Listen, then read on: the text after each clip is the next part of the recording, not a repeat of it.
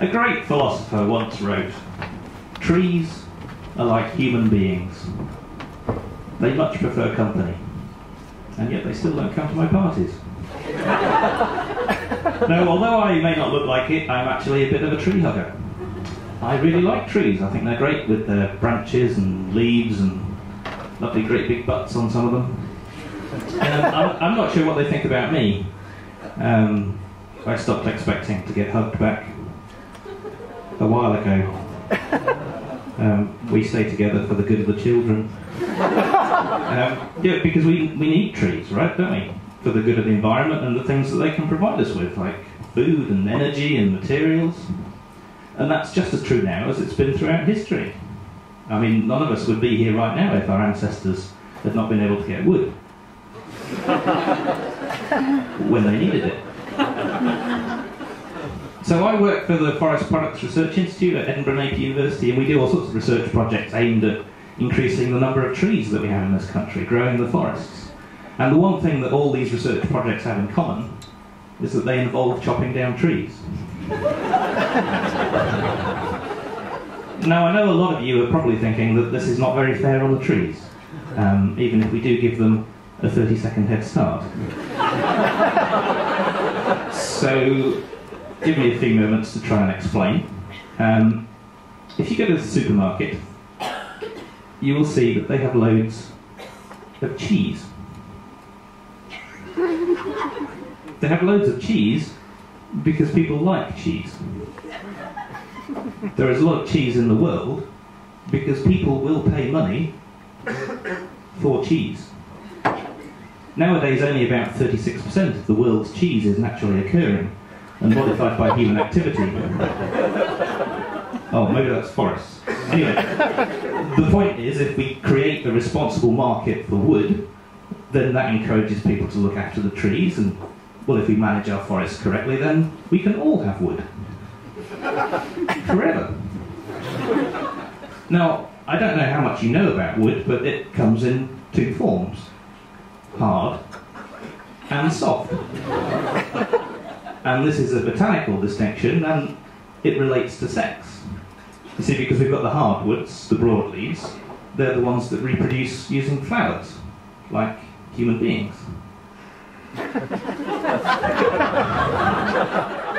And then we've got the softwoods, the conifers, they're the ones that reproduce with cones, like motorways.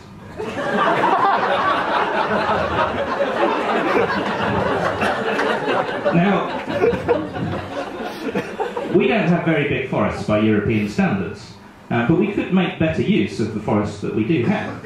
Now, most of our commercial forestry is based on non-native species, but actually when it comes to softwoods we don't have a great deal of choice because we only have two conifers that are native to the UK. We've got yew, which is very slow growing, and then we've got Scots pine, which we don't make very good use of at the moment, but I think will be a very familiar tree to you here because there's loads of it up in the north of Scotland. I mean, it's penis all over the place. Everywhere you look, you see penis. I should explain. The Latin name for Scots pine is Pinus sylvestris. We use the botanical names because the common names for trees vary so much.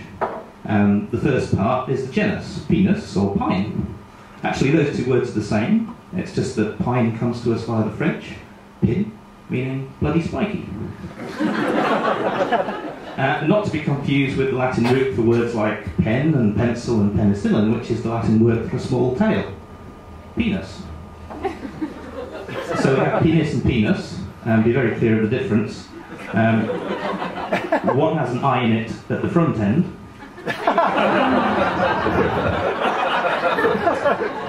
And that's the one that I'm talking about. Actually, that reminds me of an idea I had for a joke. So, an English elm, a Welsh oak, and a Scots pine start growing in a bar.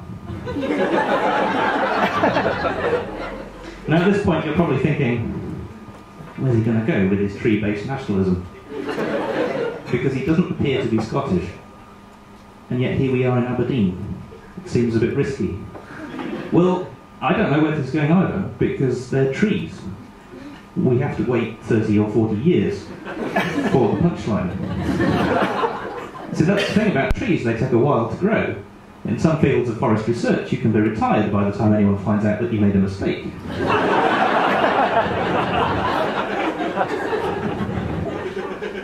And if they find out sooner, well, forests are excellent places to hide a body.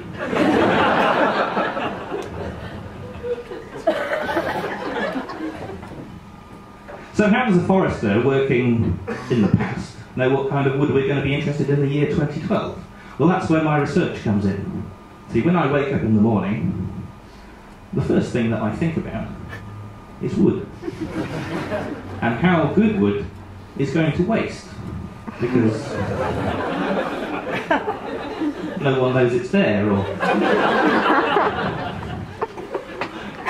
can be bothered to let it show how good it is. But what makes good wood? Well, that depends on what you want it for. You see, maybe you're looking for something strong. Maybe you're looking for something hard. You see, what makes good wood depends on how you use it. And wood comes in a wide range. I mean, even within a single species, there's a lot of variation from tree to tree, because trees really are like human beings. Some of them are just shit.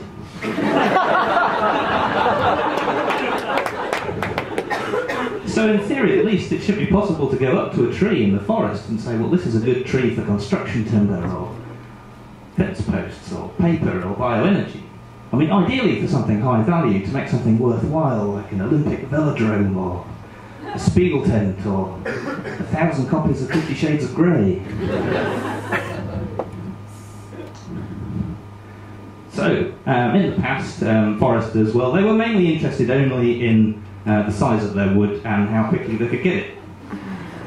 But actually, there's a lot more to it than this. The girth of your penis, for example, is not all that matters, because if you're an engineer like me, well, you're probably interested in things like straightness and stiffness. Stiffness is how much something bends under load. We engineers use the technical term modulus of elasticity, or MOE. And if you take only one thing away from my set this evening, I hope it's that. Now, stiffness, modulus of elasticity, this can be measured non-destructively. And that allows us to sort timber, and indeed trees, into different grades. Now, one technology for doing this is acoustics, because the speed that sound travels in a material is a function of the density and the stiffness. And the easiest way of doing this is to excite your wood. So one way is to get a special machine that vibrates, and you measure how long it takes those vibrations to travel along the wood. The other method is even easier than that, and you can do this at home. It's simply to bash your wood and to listen to the sound it makes as it resonates. And that's what I do. So welcome to my life.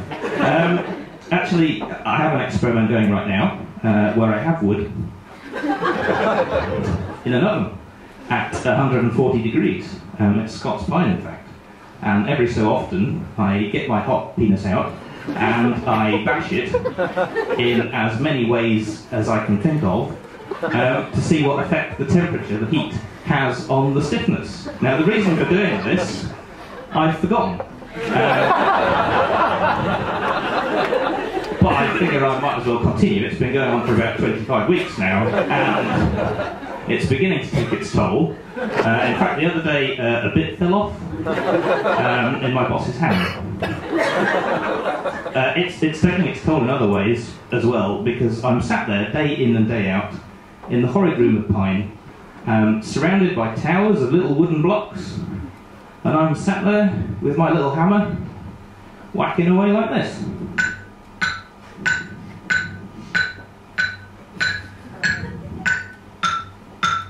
And I'm starting to think that maybe I'm a bit overqualified for this job. And I wonder what the hell I'm doing with my life. But then I wonder, you know, what would my 2-year-old self think if he could see me now? So yeah, I'm living the dream. So, in summary, what we do isn't mysterious, mischievous, or devious. It is simply that trees are good, generally, and in particular, trees are good when the MOEs are good. Trees are good when the MOEs are good. Trees are good when the MOEs are good. Lovely. Now, has anyone got any cheese?